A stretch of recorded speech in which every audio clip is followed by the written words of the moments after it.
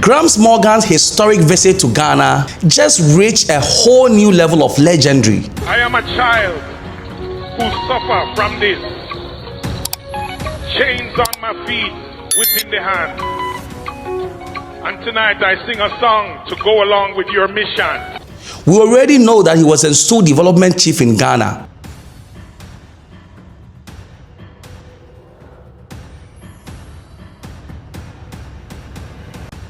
But the reggae icon is recording a brand new song directly honoring Ghana's president, John Dramani Mahama. President Mahama,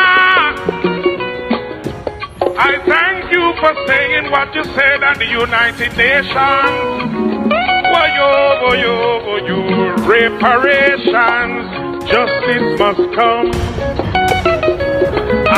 And this is not just about music, it's about one of the biggest human rights pushes in modern history at the United Nations. Truth begins with language, with the power that words hold to shape consciousness and to shift perspectives, to propel an action or other. So in this video, I break down exactly why Gramps Morgan is recording a song for the president and why it's even necessary. Guys, if you've enjoyed this video so far, please do me a huge favor and hit the like button and subscribe. These videos take quite a long time to make, so if you could help me out, I'll love you forever.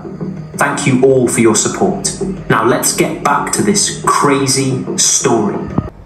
Hashtag Ghana meets Jamaica. Hashtag more than a festival.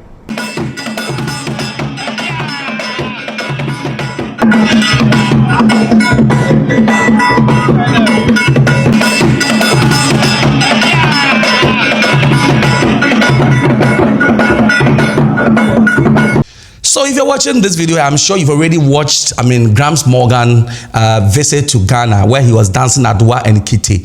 And the moment he also got to the airport, he was, installed as a development chief with the title Nanam Pesem Pese in Ghana.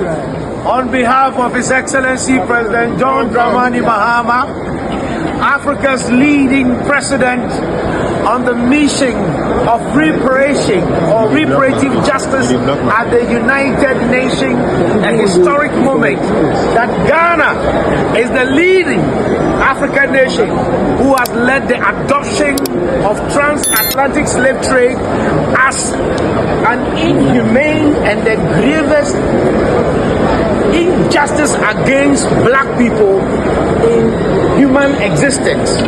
This historic milestone of His Excellency President John Dramani Mahama at the United Nations, coupled with President John Mahama's promotion of our culture and heritage on the international scene, has brought home our brother Gramps Morgan. Gramps Morgan is a 3-time Grammy award-winning artist. A resounding round of applause. Ever since the demise of his brother Peter, he hasn't stepped foot onto our land.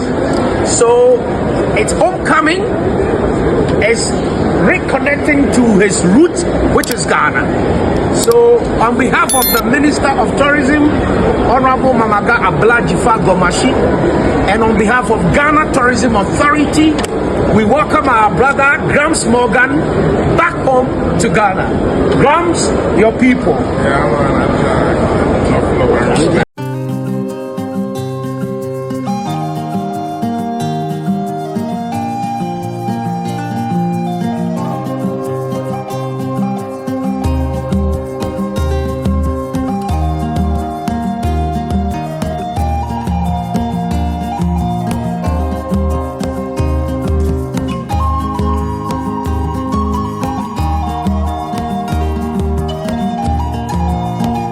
On behalf of the Ghana Traditional Council, in Takite Kutu, Government,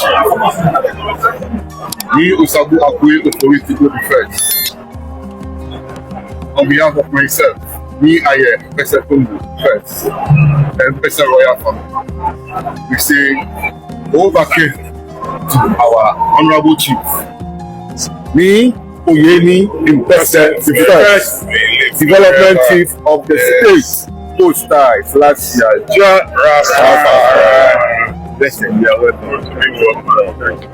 So all that has happened, if you haven't watched that, try your possible best and watch the first video. So because he's recording a song for Ghana's president, and before that he was invited to a state visit of President of Zimbabwe, President Emerson Mnangagwa, and Ghana's President John Dramani Mahama. So if you don't know, President Mnangagwa is on a 3-day state visit to Ghana. He's in Ghana for 3 days. He's been signing major deals and making very important statements. I've done videos on all of them. You can check it out. So he was invited to come and perform. Now, even before that, he met Ghana's Foreign Affairs Minister, Okuyeto Ablakwa, where he revealed that he has a new song for Ghana. And the Foreign Affairs Minister urged him to meet him to ensure that that song is recorded and made global. This man is such a great talent. Have you recorded this song? We need it. It should be our reparation song. Yes. The song on reparation. Fantastic. He's a 3-time Grammy award-winning artist. That's another thing. I hope you're in Ghana for a while. Okay, good. So I will take yes. So I'll like to listen. So bring him. All right. Thank you so much. Thank you. Thank you.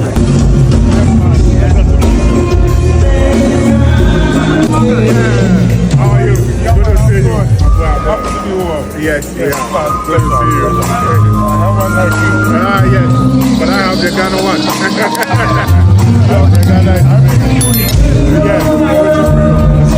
Now, he also met with Ghana's tourism minister, Honorable Ablajifa Gomashi, and they also had a tete-a-tete. Hello. Pleasure to meet you. Same here. And thank you for that surprise play. Yes. Mission. I recorded that song in November. Really? The president made his statement that was maybe 2 weeks ago. So the alignment is very still. Exactly.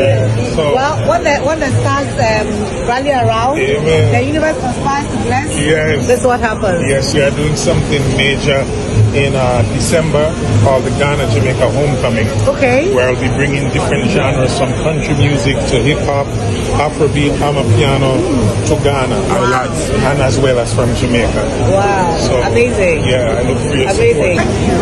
Thank you so much. And at the State Banquet Hall, he thanked President John Dramani Mahama for representing the Caribbeans, Africa, and pushing for slavery to be recognized as the gravest sin of all time. And then very soon, reparations will also follow. So he actually sang the song at the State House. Not too long ago, the great President John Mahama went to the United Nations and spoke for my people of Jamaica and the Caribbean and the Americas. And you said, we are not looking a handout, but recognition of what took place in the transatlantic slave trade. I thank you, my president. I am a child who suffer from this. Chains on my feet, whip in the hand. And tonight I sing a song to go along with your mission. But we're gonna do it not just reggae style. We're gonna do it a high life remix by me, Gramps Morgan of Morgan Heritage. Oh, President Mahama, I thank you for saying what you said at the United Nations. Reparations, justice must come. Africa and the Caribbean as one. Mahama, I give you strength from Ghana to Zimbabwe. We thank you for holding the way. We say, Mahama, justice must come. Africa and the Caribbean as one.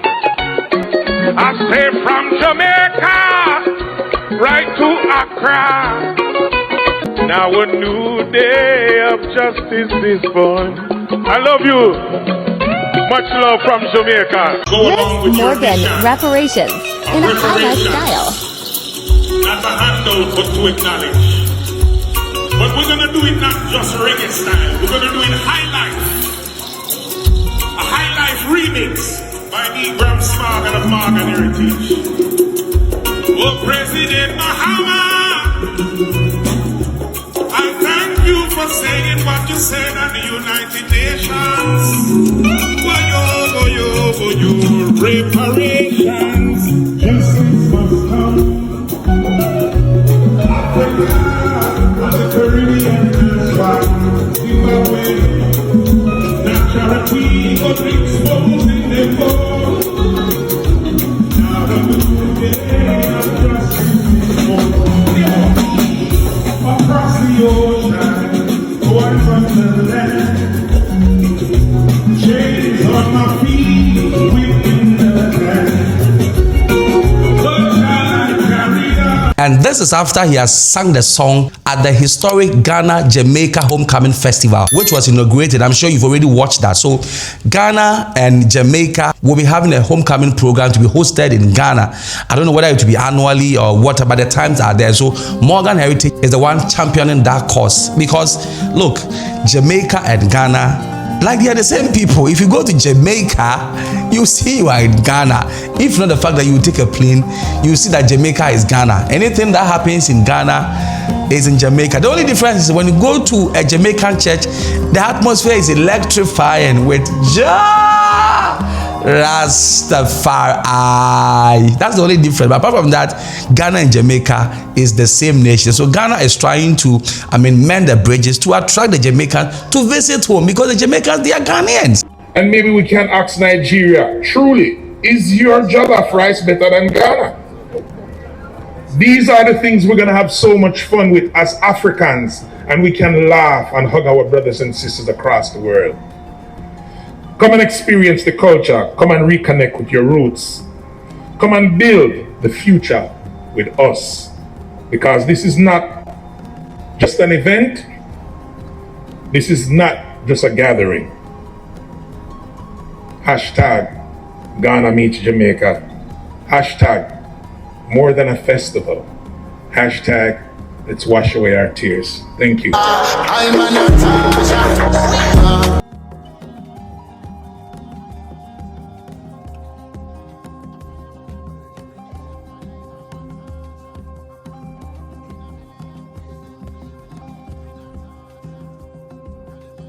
Now, to understand why Gramps is writing this song, we have to look at what just happened on the global stage. In fact, President John Dramani Mahama led a massive historic push at the United Nations General Assembly to have the transatlantic slave trade officially recognized as a crime against humanity. Truth begins with language, with the power that words hold to shape consciousness and to shift perspectives to propel an action or other.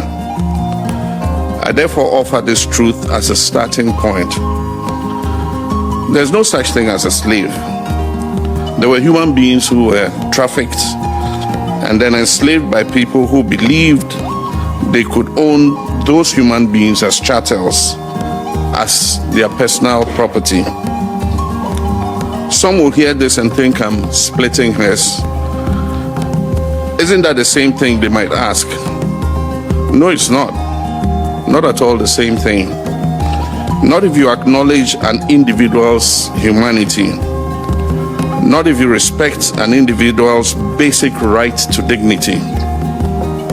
The entire transatlantic slave trade was designed to deny African people their humanity. And that denial was premised on a racial hierarchy with no basis in fact or science, a racial hierarchy that deemed whiteness superior and blackness inferior. The atrocities that were committed against enslaved Africans, the myriads of injustice that were born of slavery and carried forward into successive social framework, took place specifically because those persons were considered objects, not human beings. So when discussing slavery and its resulting institutions and practices, we must always start by reclaiming racial equality, the dignity of Africans, the humanity of our ancestors who were enslaved, and as a matter of course, our own humanity. Recently, someone asked me to explain the importance of the resolution on the declaration of the trafficking of enslaved Africans and racialized chattel enslavement of Africans as the gravest crime against humanity. And I responded without pause or hesitation, and I'd like to share what I told him. This resolution allows us as a global community to collectively bear witness to the plight of about more than 12.5 million men, women, and children whose homes, communities, names, families, hopes, dreams, futures, and lives were stolen from them over the course of 400 years. And Gramps Morgan, as a representative of the Caribbean diaspora, was so moved